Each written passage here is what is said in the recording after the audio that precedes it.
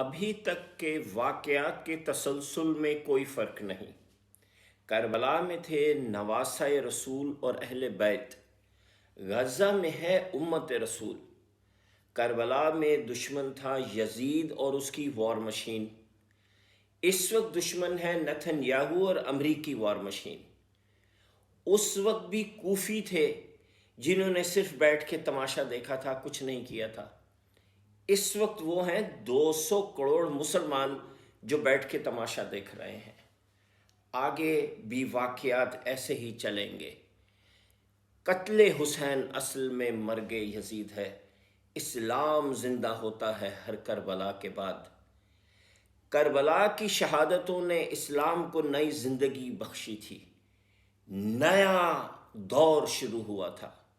غزہ کے مسلمانوں کا خون بھی نیا رنگ دکھائے گا، 80 سال سے قائم ویسٹرن سسٹم کو کولیپس کر دے گا، اور یہ آلریڈی ہونا شروع ہو گیا ہے۔